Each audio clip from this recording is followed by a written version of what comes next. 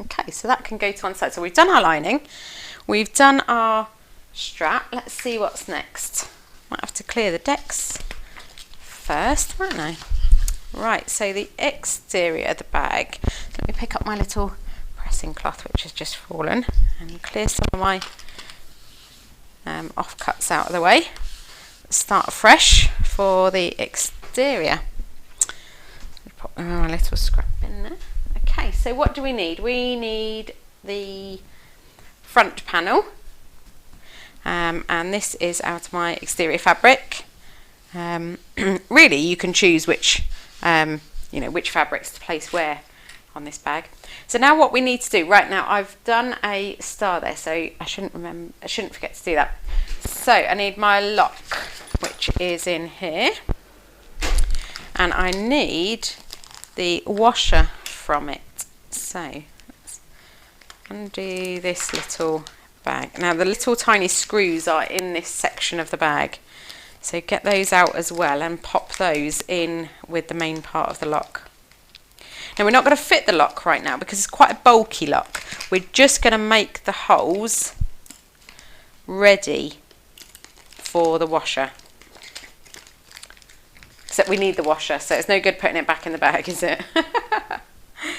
Right, so here we go. Okay. So this needs to go 6.5 inches from the top of the panel, I believe. Let me just double check. I think that's probably where we put our... Right, I can feel my stabiliser there.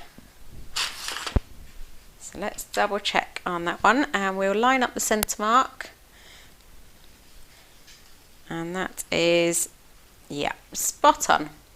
Okay, so I've got my 6.5 inches from the top, and so the top of the washer should be 6.5 inches, so that should go there. And I'm going to, yep, that's perfectly lined up in the centre. I'm going to use my orange pen again because it's a little bit tough to see grey pen on this fabric. We'll be cutting through these slits anyway. Now if you've got a fabric which is particularly prone to fraying, you can add a bit of fray check to this before you cut the slits. I'm not going to, I'm just going to cut my slits. Can you see those there? Now behind that I can feel that I've got that square of ultra firm stabiliser. I can feel it's under there. So that's how I know I'm going to be cutting in the right place. So I've got my fray check now. Because I've used a Sharpie, if I put this on now it's going to spread across the panel, so I'm going to cut and then add that to my slits. Now this is going to take a few little slits to get through because we've got the fabric, we've got the ultra firm stabiliser, we've got the interfacing, and we've got our foam. So just take it slow and just work away at that until you can feel it's gone through. I like to use a little pin just to make sure that that's gone through. Yeah. Okay. It's just a few firm strokes to make sure that's gone through. Okay. It's a lot easier to make sure that these holes are good now than when you've constructed your bag and you're going in to fit the lock afterwards. So I believe those are good. I'm just going to use the tip of my scissors to double check that I've gone through all the way. Yeah, great. Okay, and add a dab of fray check to each of those slits. And that will help those to not fray any further from there. So I can take this pin out now because I know which is the bottom. I've already marked my darts and I've marked my lock slits. So now what we need to do is, do you remember these lines we drew on the fabric earlier for where the darts go? We need to stitch along those,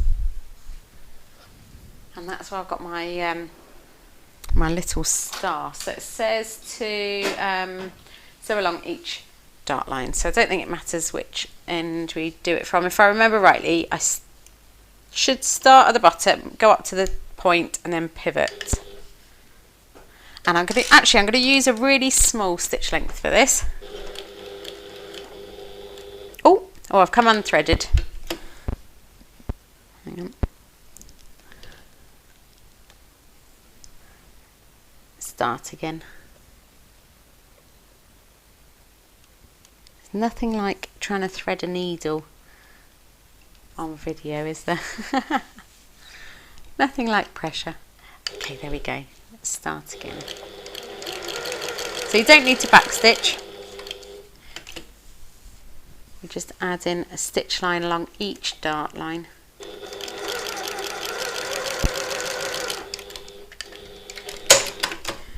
There we go. Okay, bit tricky to see. Oh, there we go. See on that side. Oh, excuse me.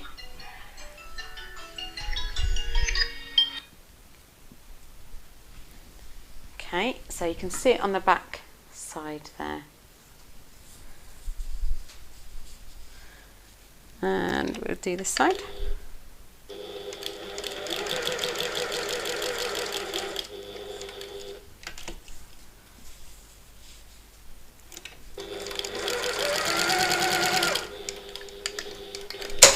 Okay, so that's both of those done. Now if you want to, you can go in and just trim that foam out from inside of those dart lines. You don't have to, but if you do, it does make it a little bit easier.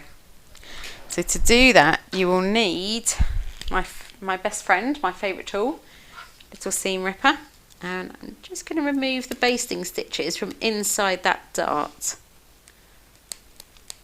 Okay, so in between those two dart lines I've removed the basting stitches, and now with a pair of very small scissors, and for goodness sakes don't leave your seam ripper with the lid off, safety never takes a day off. I'm just going to snip through the foam stabiliser in that dart just to reduce the bulk a little bit. So there we go. Okay. And I'll do the same on this side as well.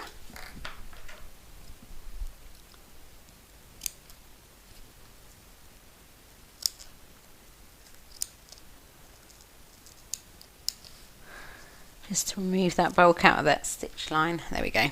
Okay, and hopefully that's the last we'll be seeing of the seam ripper.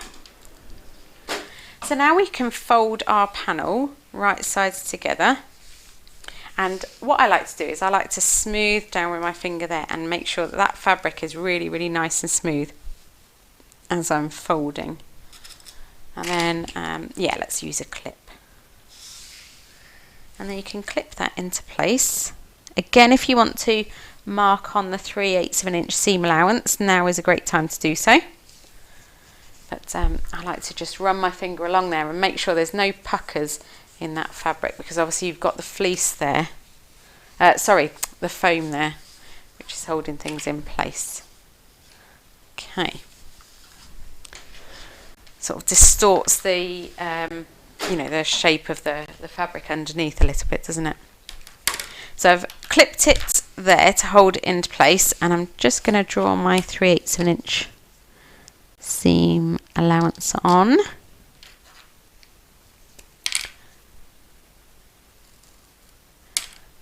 There we go, and hopefully that won't move and shift around. There we go, okay. Except I've drawn it on the wrong side, so I'll have to start from the dart point and go out to the bottom.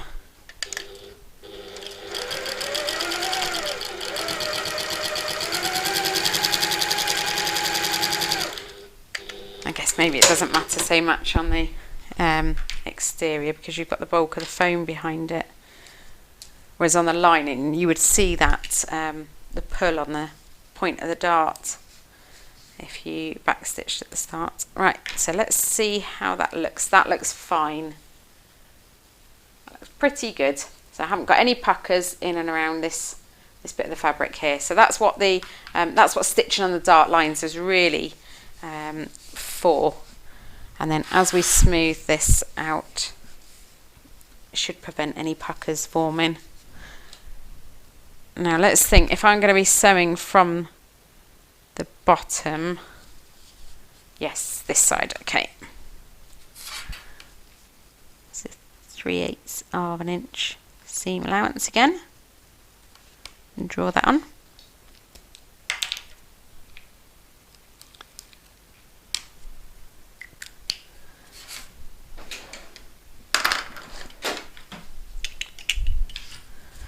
Oh, I've done it again. My goodness, even after thinking about it. Whoops. Okay, so I'll start from the point apparently again.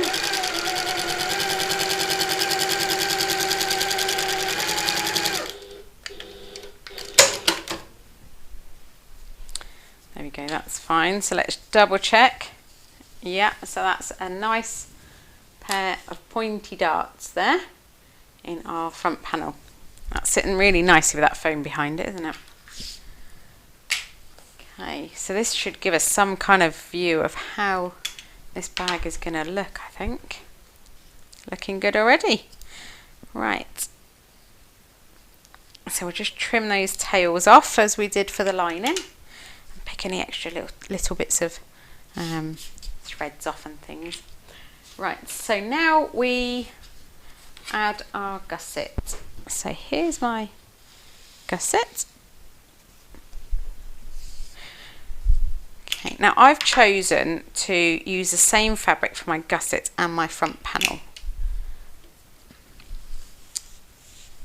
So you can easily do that. You can just change which fabric you cut from which. So let's mark the centres of my gusset so we know which bit we're matching.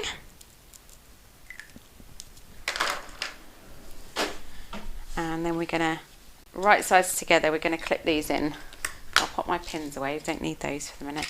I always think clips are a little bit easier to work around curves, especially with something bulky like this.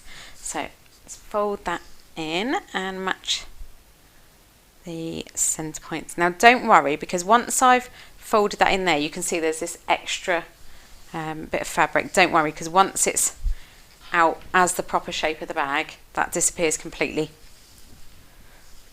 Okay, and we'll do the top corner as we did for the lining.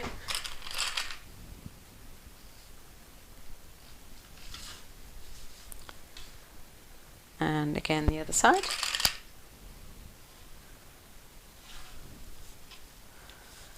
And then we can just work our way around exactly the same. Just manipulate this gusset into place. Now because of the foam on this, on these panels, sorry, it might be a little bit harder to get it into place, and you might need to clip into the gusset. So just make little snips into the gusset to be able to form it around those corners. So if you do need to, then you can just make little snips into the seam allowance on the gusset, and that will help it to just to go around the curve nicely, I guess. There we go.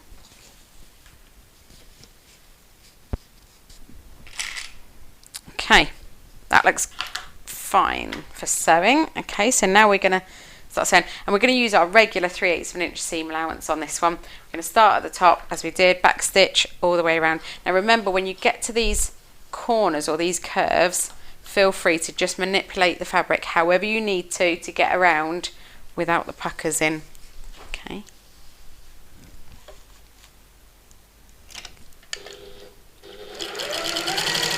Oh, I'm still on my diddy stitch length. Right, change back to my normal stitch length.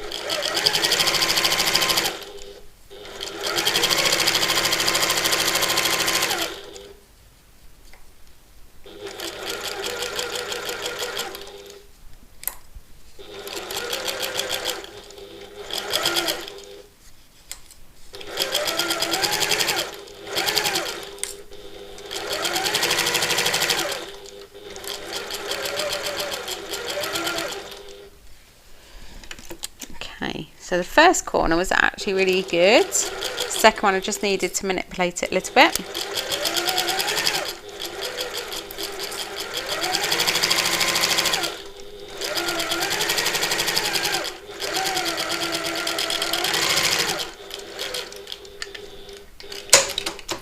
now before we trim, just double check I haven't got any puckers in there. No, absolutely spot on. Well, I've surprised myself there. Okay, so with this one we only need to do the one stitch line. We don't need to take any extra bulk off. So we're just gonna trim these. Now if you haven't got pinking shears, you can cut into the seam allowance around these curves, just snip into both seam allowances, and it will just help it sit a little bit easier without the stress of it pulling on the rest of the fabric around these curves. If you have got pinking shears though, do use them. Okay. Oh dear, my fabric's fraying quite a lot, isn't it? I'll take some of that off. Fortunately, it shouldn't fray too badly now that it's come up to the edge of the interfacing. Right. Okay. So I think that's fine. Yeah. Great. Okay. So that's the front of my bag. Tidy up a little bit. And we can get on with the back now. So now we can pop that to one side, somewhere you can admire it because it looks pretty good. And we need to move on to the flap. So here are my two flap pieces, and I'll keep those pinking shears out because I think I'm going to need them again. So I've got my exterior or my contrast flap, and I've got a lining flap, and I can feel in there I've got my added extra firm interface in my stabilizer. So don't be too confused by the pattern. It's got the other shape flap on the pictures there. So we need to pop these right sides together. In fact, I'm going to pop my lining on the bottom, a little bit easier to see that I've lined it up properly then. Okay, and smooth those out. Now we're not going to sew along the top, so don't need to worry about that. I like to pop a couple of pins or clips in the top because I'm not going to have to move those out of the way to sew. And I think because it's thick and it's got foam, I'll add some clips rather than pins, especially around these curves on this shape of the flap, on this flap option. We'll go all the way around, clipping it into place. Some people don't clip and they just get on and sew, but I'm terribly wonky even when I do clip, so I think it's probably not a very good option for me not to. So now we've got those two clipped together, I'm going to sew all the way around there and leave that top open, and we're just going to use the regular 3/8 of an inch seam allowance, or 1 centimetre if you're metric.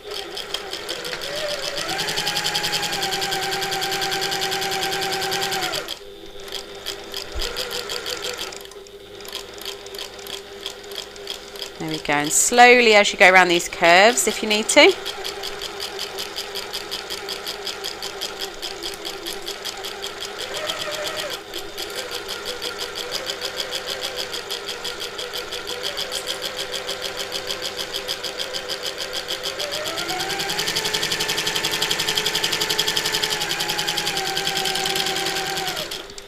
There we go, so I do think a little bit of extra time and attention on these curves is deserved for a good finish. There we go.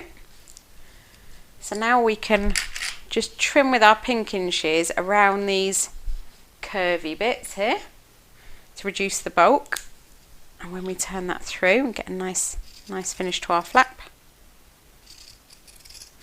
You can go all the way if you like, which maybe I will. Reduce the bulk out of that flap there. There we go. Yeah, leave those out. So now we can turn this flap right sides out. It's like a giant oven mitt, isn't it? Okay, so push all of those edges out. Now, this is when I like to use my crochet hook again, because it's got a nice blunt end, so I and just run it along the seams there, and that helps to ensure that all of the seam allowances are pushed out nicely on the flap. Again, you can use your, you can dampen your fingers and just finger roll that into place. So once you're happy that that's all turned out nicely, then we give it a good little press. So I'm just going to clip this to ensure that the lining stays under the exterior of the flap, under the contrast. We don't want to see lining peeking out, do we?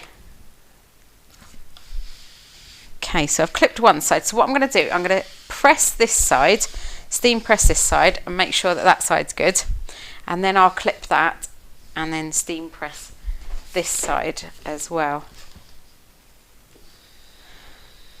Okay, and again, good bit of steam goes a long way here.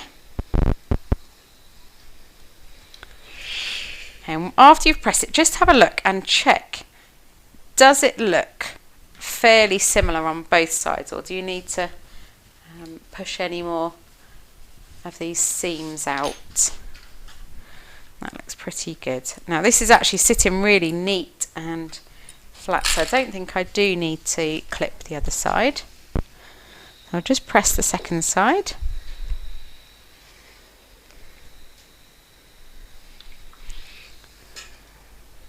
Okay, and once I'm happy with that, then we're just going to top stitch all the way around the edge of the flap to hold that in place, and that should go just underneath that ultra firm stabiliser that we've got there. It's about 1/8 of an inch gap in between that. Now I'm using my walking foot. If you haven't got one, you should really think about getting one. It just helps with all these bulk and going over all these thick fabrics.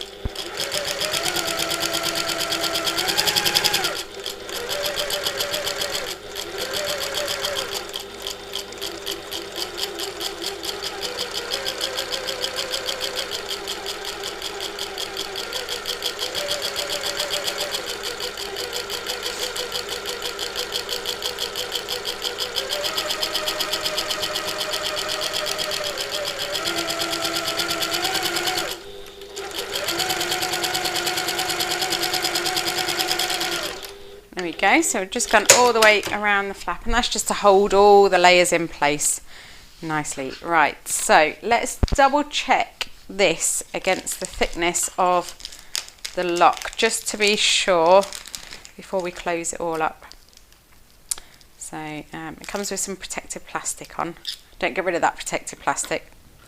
And I'd just like to just check how that fits in against the thickness of the flap, and I think that feels fine to me, so we're good to go.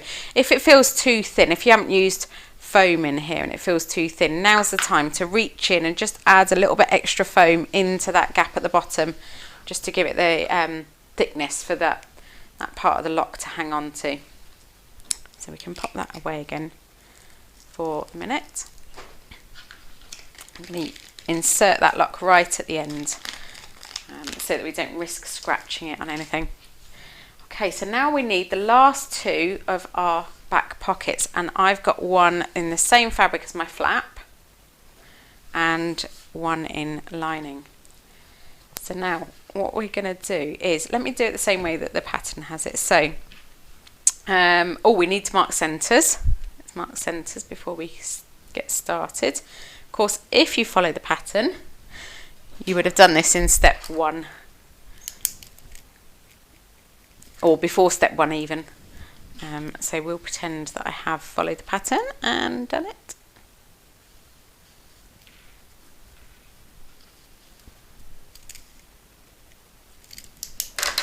There we go. Right, so I've got my my nice feature fabric, and there's the centre mark. And I can line up the centre mark on my flap with, actually, do you know what, I'm just going to whiz along there on this edge just to hold those layers all in place together, because this fabric's a little bit flimsy.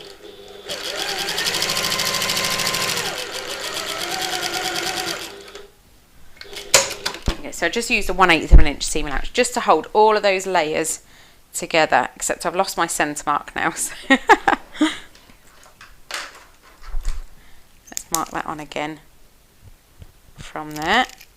Okay, and the centre mark is right in line with that circle. So with my feature fabric face up and my flap face down, so these feature fabrics are matching each other and match centres. Okay, so that's nice and even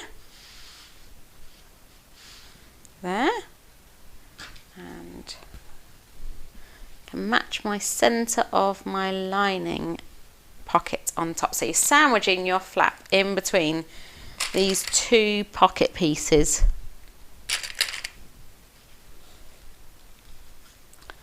Okay, so let's have a little look at that before I sew it.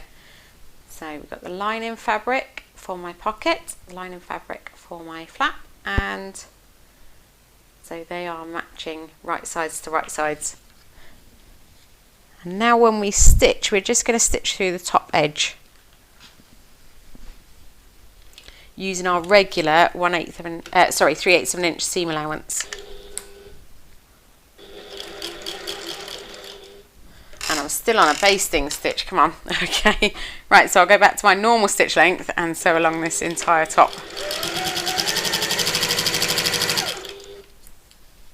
I wonder what stitch length I used on that.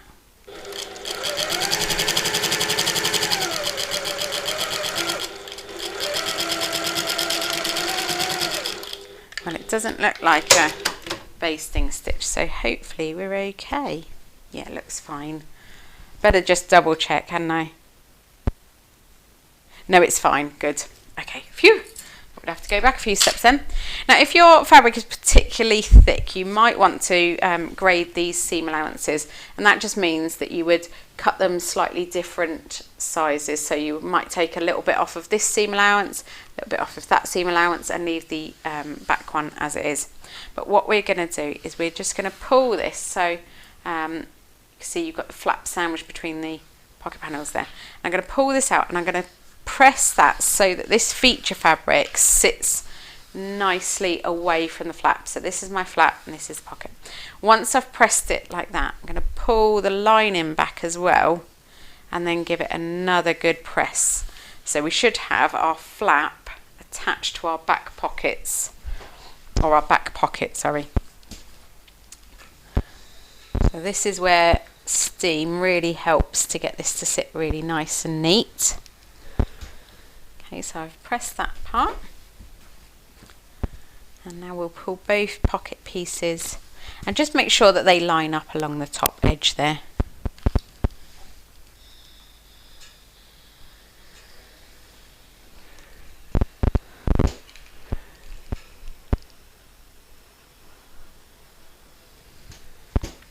Okay. And if you want to just give your flap an extra little press, you can. I like to do a bit of steam pressing. So now we're going to top stitch along here on the back pocket. So this is the flap, this is the back pocket. We're just going to top stitch along 1/8 of an inch away from the flap. Actually, I'm just going to pop a couple of pins in to hold those pocket pieces together. Make sure they're in the right place before we start stitching.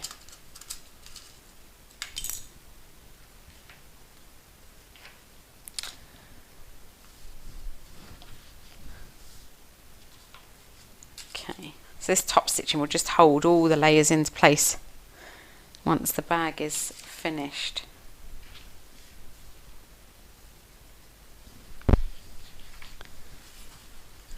Okay, there we go. So I'm just going to top stitch now. As I'm doing this, I'm pulling both parts away from each other.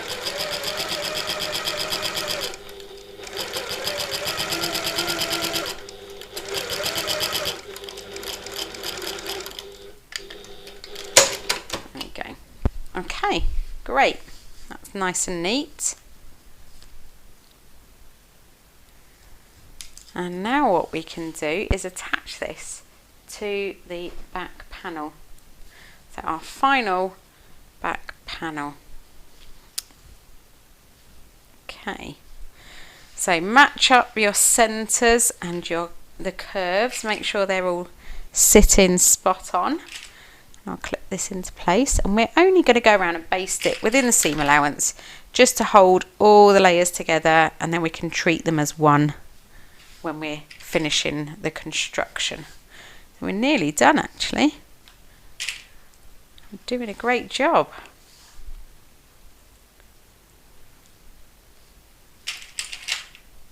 Okay. So we're just going to go around and sew around the outside just to attach this back pocket onto the back panel.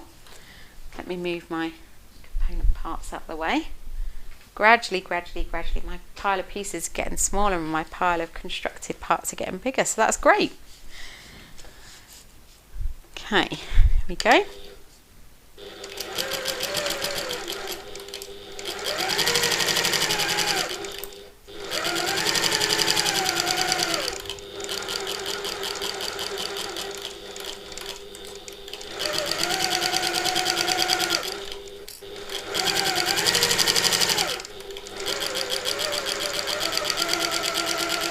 Just taking my time around these curves again.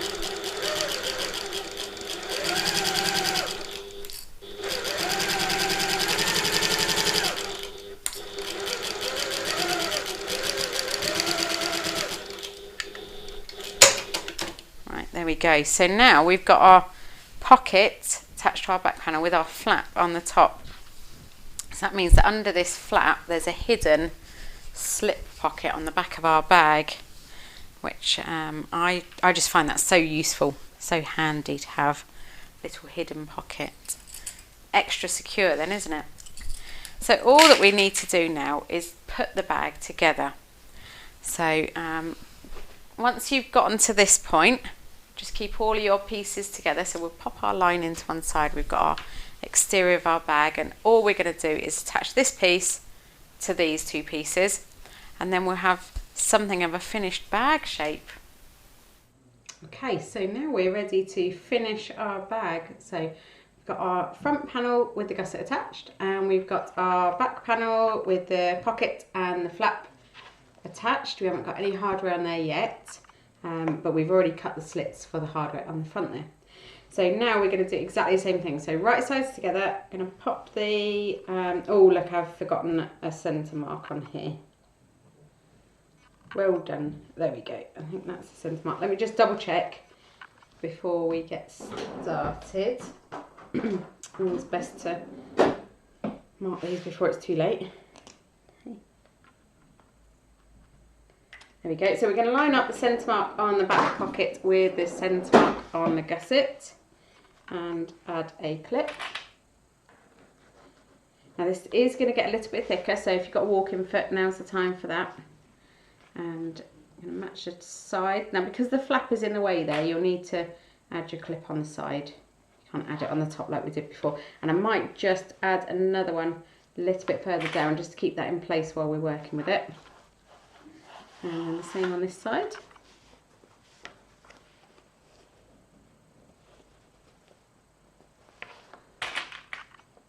Okay, and a little bit further down.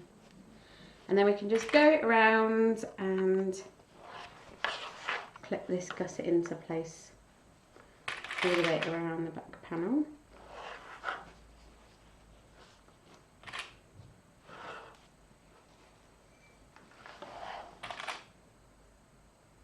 There we go, that fits quite nicely on this side. So hopefully we shouldn't get any puckers. And we'll do the other side.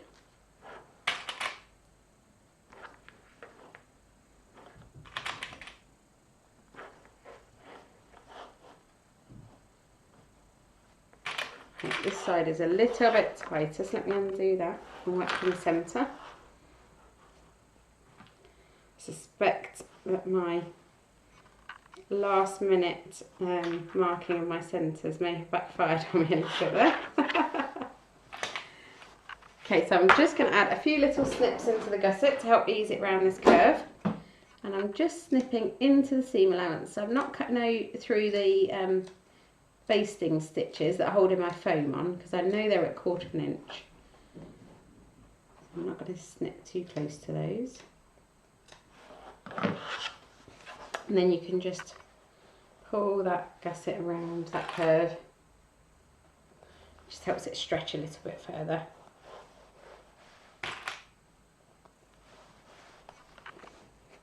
There we go, that's fine now. Okay, so now that we're sewing, we're just going to pull this out of the way and sew all the way around. Now your flap is close to the stitching line, okay, so just make sure you're pulling that out of the way as you're sewing. And we're going to sew using our regular stitch length, and we're sewing at our regular seam allowance of 3/8 of an inch.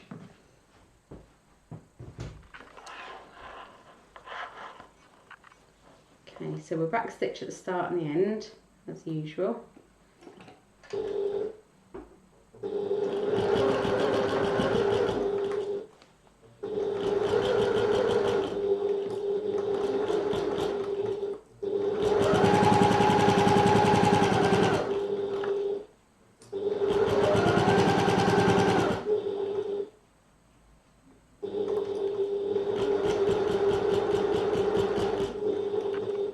Take your time around these curves.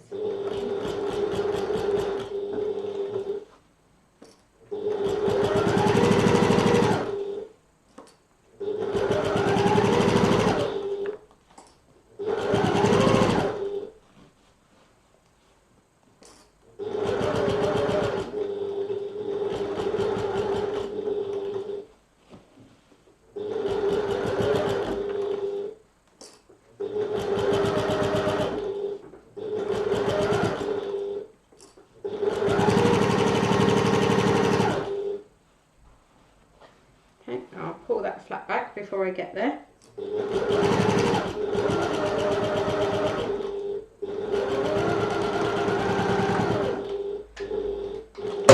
Right, there we go. It's hard to talk when you're concentrating, I'm not going wonky.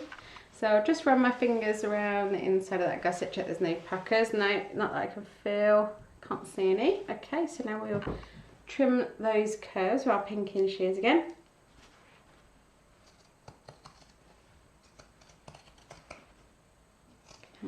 Around that curve and around this curve.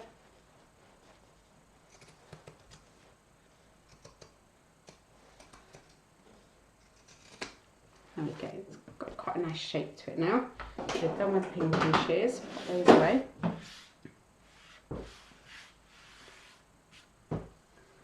Just get rid of my scraps before we go too much further. Okay, so now what we can do is just check, yeah. Okay, so my slip marks have definitely gone through the foam, that's great. So now we can turn it right sides out and have a little look at how it's looking. Looks good to me. Now if you've got any puckers and you want to go back and unpick those and restitch them, now's the time to do that. You can just, you know, just unpick the little section that you want to restitch. Okay, so because we've clipped those curves, that's sitting quite nicely there. It's not caught in or anything. Right, okay, so now we can put our button lock on, and we need the washer. So that's that large circle bit. And we need to unclip our snap, and we need this large bottom piece. So put that small piece to one side for a minute. We'll do that right at the end.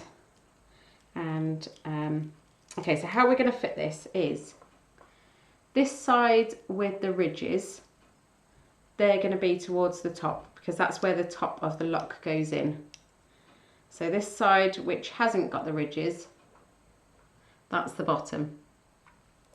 So just poke that through your prongs. Now don't get rid of this piece of plastic, we're going to pop that back on to protect it from any scratches before we finish the bag.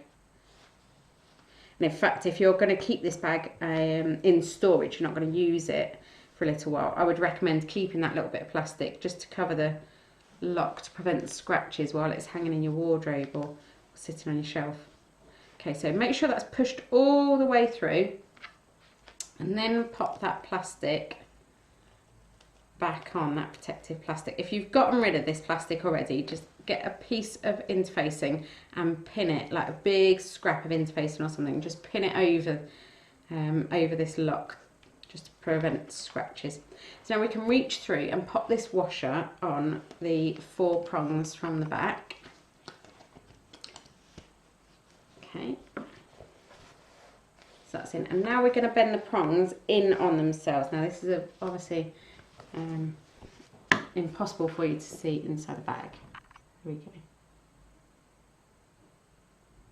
Just bend those prongs in on themselves. And if you'd like to go along afterwards and add a scrap of duct tape, now is a great time to do that. I ran out about, I don't know, 6 weeks ago, and I keep forgetting to replace mine. You can add a scrap of interfacing over there as well. You can just, you know, add a large scrap of interfacing and then pop your iron on, just gently infuse that into place if you want. Now you don't need to worry about adding extra stabiliser to that, because remember, behind our fabric we've got this piece of extra firm stabiliser as well as the foam. So we've got the fabric, interfacing, extra firm interfacing and the foam. So there we go. Right, so now we need to get our strap back again, and to work out which side it's going to go on, I usually lengthen my strap to whichever length I want, or sort of a midway point, and then I put it over my shoulder to see how I'm going to wear it. So usually I wear my bags like this, so that the bag is sitting on my right hip. So once I've got it over my shoulders, I just marry it up to the bag and work out which side needs to go on which side. So I can see that that side needs to go on that side, so I'll pin that one in place first. And remember, you're doing it right sides together, so put it face down against the edge of the bag. Okay, so I've clipped that into place there, and then pull it around the bag, make sure that it's not getting twisted, and the right side of the slider is facing the right side of the bag, and then clip this second side into place on the other edge. And I'll show you once I've done this. Now you should line up the centres of these, because it's quite a narrow gusset. You should be able to work that out without measuring. Okay, so you can see on that side, oh dear, that's not quite in the centre, is it? Just jimmy that over a little bit. And this one, that one is in the centre, that one's okay. So I'll just move this one a tiny bit so it's in the centre. And we're going to baste these into place. Now, because I haven't got a extension arm on my sewing machine, couldn't think of the word then, I'm going to turn my bag back inside out, and I'm going to sew inside my bag. Now if you can get away without doing this, then do, because it'll add only add extra creases. We've all got enough creases anyway, so we don't need any more. Right, there we go. Okay, so tuck the flap back inside and tuck the strap down inside as well, just so it's out of the way. And then because I've got a flatbed machine, I'm going to sew inside the bag. So I'm going to put the foot in here, and we're only basting it into place. Don't need to worry about being too neat. Just make sure that it's definitely, the edge is straight against the edge of the gusset.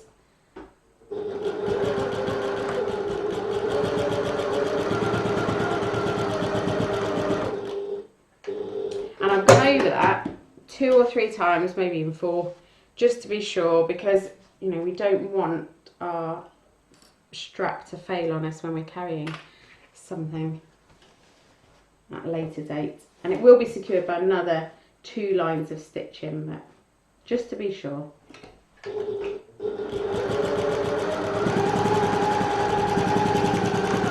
If you're using faux leather for this, you wouldn't want to do more than 1 row of stitching because it can weaken the faux leather the more holes you put into it.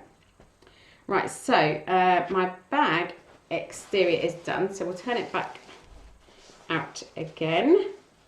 If you you know, if you've got an extension arm, don't do all this turning and things. We've got enough creases to iron out at the end anyway, haven't we? There we go. Okay. Right, so there's the exterior of my bag, and get a really good view for how it's going to look now.